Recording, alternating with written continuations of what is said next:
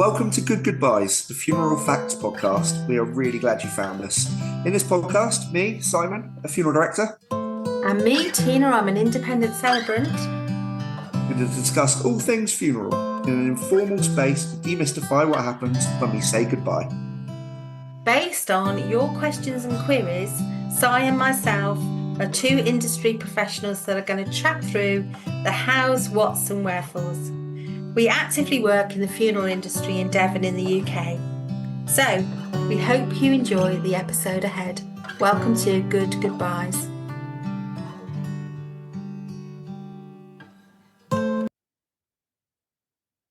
Hello and welcome to Good Goodbyes with Tina and normally Si, who's not with us today, and with a guest today. I'm really delighted to welcome Sophia, who's going to tell us in a moment what she does. Hi Sophia, welcome. Hi Tina. So what do you do? What will we be talking about today? I make Willow Coffins. And it's my own business. I've got an employee and I've been running the business for just over 6 years now. Yeah, and you're based in Devon in the UK, aren't you? I do believe. How did you come to be someone who makes willow coffins? So it's a bit of a long story. So I'll give you the medium version. Yeah, that's all right. We have time. So my mum died when I was about 23, and at that point, she really engaged with her death. And we had a lot of support. So it was not as a traumatic experience as it could have been. You might even say it was a good death for us. And I started working with Willow and basketry at that point as a bereavement therapy while I was caring for my mum. And so I sort of did that on the side over time, excuse me, and slowly started making a business out of it. And then about 7 years ago, my first child was born, and the kind of chaos of like life turning upside down that happens when you have a kid. And then 8 weeks later, my sister was killed in action, which is, again, bereavement is can be another chaotic turning upside down of life. And when all the dust settled and my life sort of fell back down to the ground again, it had reconfigured into, actually, life's too short to not do what you love. And I'd been thinking for a few years of starting up a coffin business because it fuses my passion for like sustainability and working in the funeral sector, which I'd wanted to do I felt through the experience of my mum dying and the support we had there, that it was a really precious sector to work in that could either have people's experience of their bereavement can either be quite traumatic if they don't have the support and care, or it has the potential to be almost healing and like really help people further along their life, and really focus on what's really important to them and what really is important to them leading a so-called good life. So at that point, and I'd started a young family. I wanted to start a new business, and it was really a fusion of Willow, of sustainability, and of wanting to work in the funeral sector. So me and my colleague, we work around the country. We supply families, but we do a lot of local work in Devon, which is great because then families can come and meet me in the workshop. They can even come and weave a bit of the coffin with me if that's what they want, or even just kind of see the coffin before the funeral, and the effect that quite often has for families is making it a little bit more of a familiar object, so it doesn't feel quite scary to see the coffin arrive at the funeral, especially if they've had involvement. And Si and I were talking about this in another episode. I'll put the link in for people, which is all about having your loved one at home or having your person at home in between the death and the funeral. event. And we were saying, and I think it's a truth, that there's a lot of, so over the years, historically, death has been taken away from people, hidden in places further away. And so we don't see these objects. We don't go to chapels and funeral spaces unless, we are attending in someone else's funeral or an event. And we don't see these things around us. And I know that the work of Miriam Margolyes and the Coffin Club is trying to get people closer to these objects and to take some ownership of them. So the idea that people can get involved in the weaving is quite a wonderful thing. Do you find many people who are going to eventually be in the coffin, are they getting involved? Does that happen for you at all? Less common, yeah. Because it's a scary thing to get involved in planning our own death. But I'm seeing more, as there's more awareness about funeral planning, and it becomes less of a scary taboo, very slowly but steadily. I'm seeing people come and, literally only like 2 or 3 people in 6 years, but more in the last sort of year and a half. It's such an interesting time, isn't it? Because I think I was playing with words the other day when I was talking to somebody about this idea of planning for death is often what people would do financially. And then they might have a will and they might write some things down. But equally, I've been using an alternative word, which is just preparing for death. So planning sometimes is like, if people think mentally of planning, they think that thing has to happen, like planning for a holiday. And I'm trying to sort of do a slight mind trick and say, if you're preparing for something, it doesn't mean it will happen. It just means like it's a preparation for the potential eventuality in everyone's case. So I've been playing with language, but maybe in the future we'll be all be coming to Willow workshops and purchasing our coffins in advance and participating when we're not at the very end of life, just as a preparation thing. And people do, especially if someone's like at end of life but they haven't yet died, a family member might contact me and buy the coffin in advance, so they know the death is coming soon, and they'll store it in a garage or even an attic. I've had that. And so that's a kind of midway almost between what you're talking about, I think, maybe of like that it's very close now.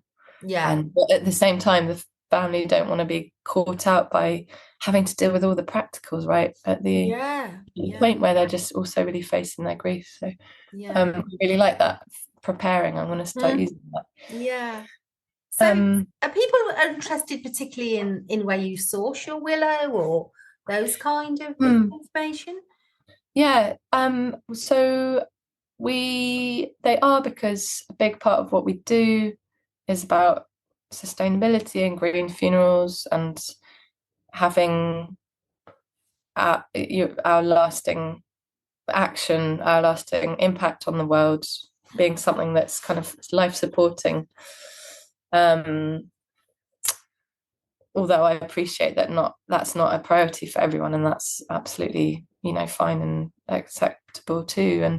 And so we get our willow from the Somerset, which is, the word Somerset comes from settlers of the summer. So in the winter it used to be underwater, and willow loves water, so it's the centre of the UK for the willow growing in Somerset, just about an hour from me. It's a lovely family farm there. And the handles on our coffins are actually made from hemp rope, which comes from Europe. And we use a board on the underside. We use an OSB, which is like a timber term for where you get lots of scraps of wood and you squash it all together, and that's like a more of an eco version of that. There's more and more people wanting green funerals, which is great. Because I think in the past it can be seen as like a deep green thing of like, well, and that's definitely going to be more expensive and it might not look as nice. And now, thankfully, green options are becoming really mainstream in the funeral sector because, you know, with 600,000 odd people dying every year, the funeral sector has an amazing potential to affect real change on the UK's carbon emissions through like structural tweaks in like policy or like the large companies how they do them. I agree with you completely, and I would say that I've seen in my 3.5 years as a celebrant, I've seen a lot more people exploring green options, and even in the way that we organise it all. You know, I talk often about the fact that sometimes many people will drive to the crematorium, if that's the place, or the church or burial ground, and then drive back to a place where they're meeting afterwards. But you could potentially, and I often try and encourage this, and the funeral directors are very happy to come alongside this, choose the place where you're going to gather afterwards. It might be a place of significance. Maybe it's a cricket club where they watch cricket all the time, the local pub, who knows where it might be, a hotel near where you live, could be anywhere, village hall, your house, but some venue where you're all going to go afterwards. Have your ceremony there. The funeral director will bring your coffin to that place, and you have your ceremony exactly as you would do in another setting like a chapel or a crematorium. And then when you say the goodbye, the person physically leaves in the hearse, and you wave goodbye as you do at the crem when, you know, the curtains come round, and that is your goodbye, and you all remain there and think of how much carbon emission has been saved on that journeying, especially in places like Wales where the crems are very far from the homes of the mourners and the family. So I think definitely a lot more thoughtfulness around it all, Sophia, isn't there? What I love about that as well is that can really save families a lot of money as well. There's a lot of funeral poverty now, especially after COVID, and you know, not having to pay for a 20-minute slot at the crematorium. Obviously the crems still need to survive, but you know, like it's really important for families to not get stressed out about money at that time, and to know there's choice. Often by the time we you know, I get to them as a celebrant, they don't necessarily know about the range of choices because some of the decisions have already been made. But a lot of funeral directors now are so open and helpful around, you know, giving this advice. So I think the change is coming slowly. So the craft of making a willow coffin, then what is involved? How long does it take? So it takes between sort of 12 and 20 hours to make a coffin, to make a willow coffin. And the willow we always use, so there's two main kinds of willow. One is buff willow, which is your classic willow coffin look, like classic wicker. The bark's been stripped off and it looks more like a honey or a chestnut colour. And that is great because it only takes a couple of hours to soak. So people can do it, you know, like en masse, because you have to soak willow to make it pliable. And then the other option is brown willow, which has the bark on still, and that means that it takes, you know, 5, 6, 7, 8 days to soak. So we're talking about days rather than hours. That is why, and so it's a lot darker, it's a bit more sort of natural looking, and that's very rare in the funerals, you know, in the coffin makers around the world to have coffins in that, because if you think of a larger company turning over like 200 coffins, to soak all the willow for like 8 days, you're going to have a lot of soaking space. But because we're a small company, we can do that. So those are our sort of main two options. And so we have the board at the bottom, which needs to be flat to make sure that we can slide it over the cremation ball bearings.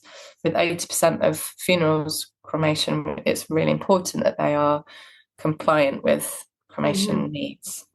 It's certified, and for that. And so the uprights, they stick into the edge of this flat board, and then they go vertical, and then the sides get woven with the 3 different basketry techniques. wailing, ironically, French rounding and English rounding. And then the uprights get bent over and they become the border of the top of the coffin sides.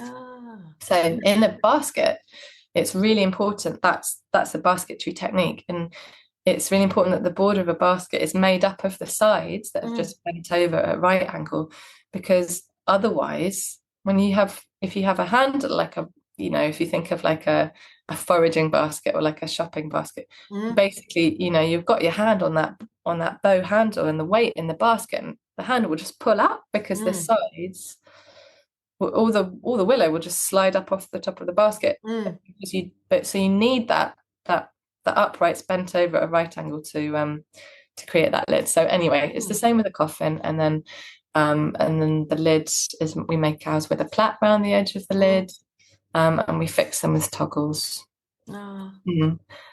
Some people have had some funeral directors say that they think the toggles look a bit like duffel coats, which made me laugh, but that's the kind of, I quite like that kind of stuff. I think it tells what era funeral directors are from, because as children a lot of us had to wear duffel coats that looked, and for the younger crowd listening to this, that will be what Paddington Bear wears.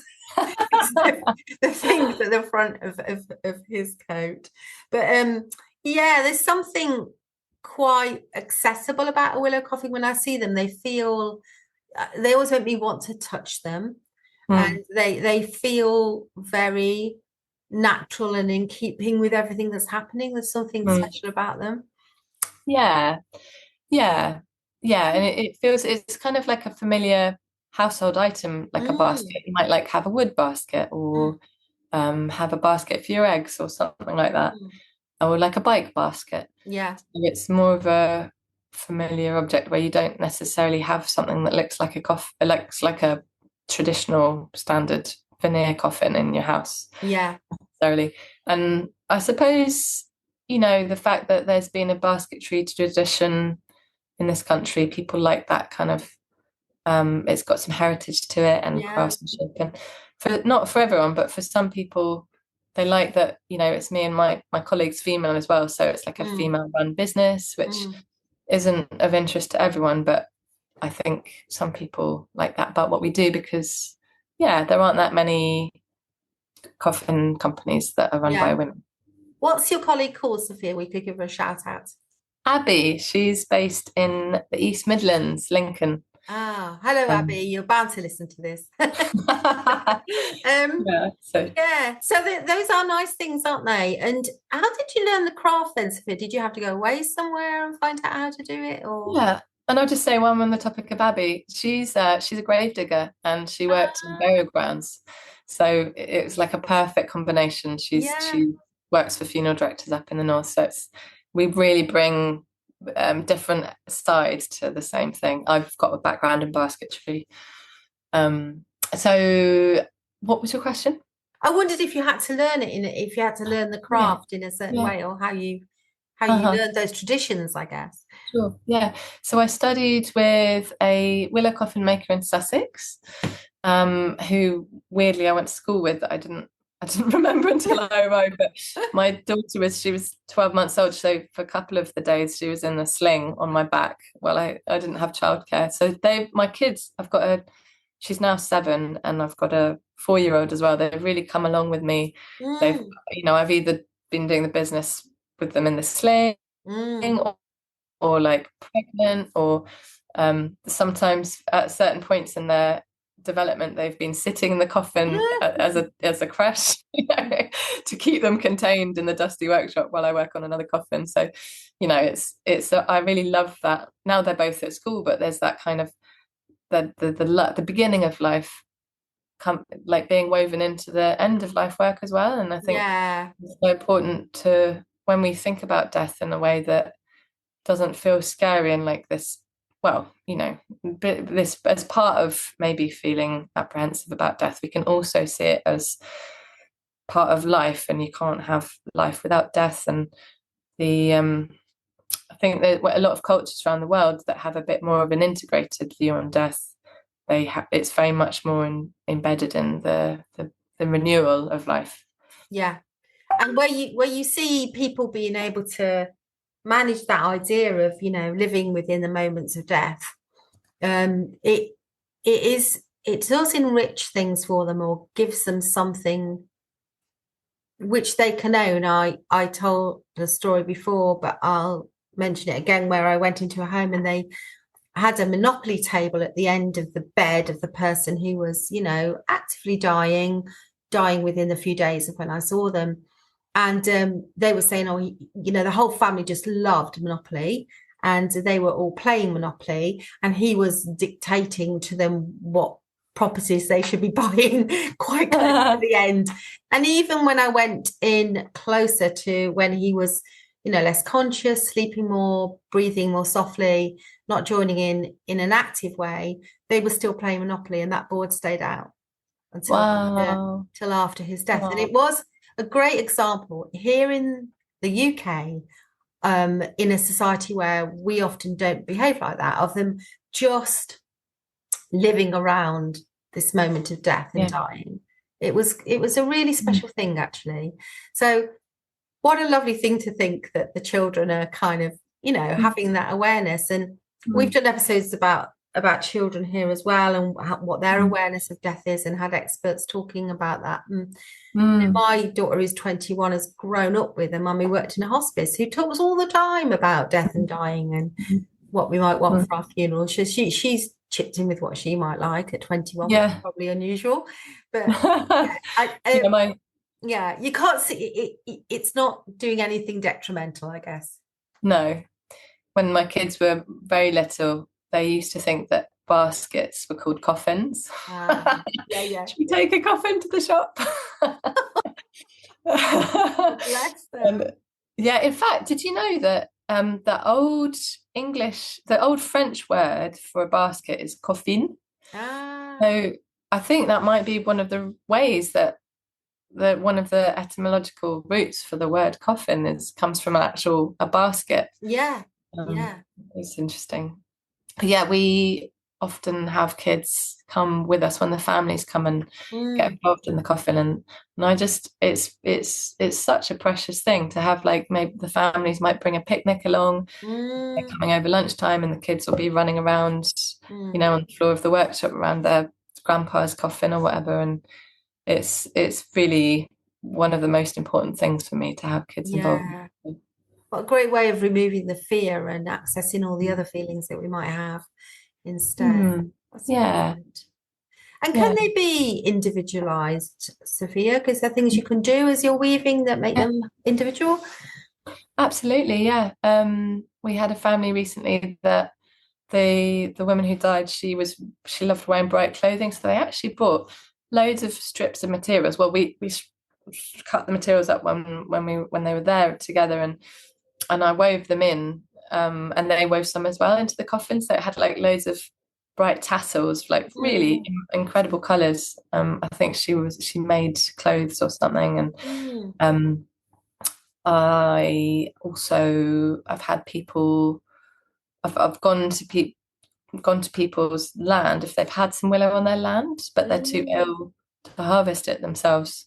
I've gone there to cut the willow and then woven it into the coffin. Or even once I made a whole coffin from this person's willow, which was really, really an interesting challenge for me, because it was a kind of willow that cracks really easily. It's biomass willow. People grow it for, you know, fueling boilers, eco boilers and stuff.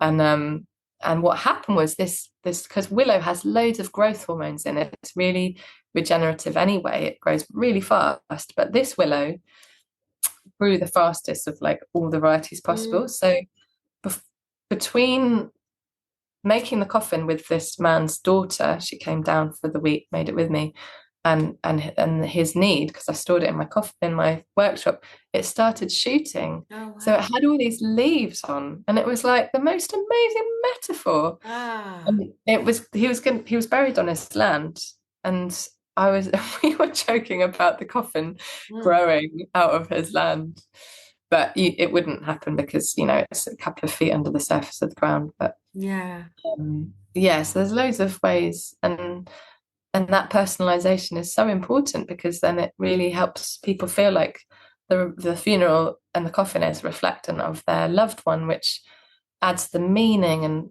gosh, meaning so well, it's fundamental to a funeral, which is supportive of families. Yeah. And we all search for that meaning. We all search for those special signs that we've acknowledged the real, authentic, real person, the person that we knew and the things that they loved. And these little things are so important.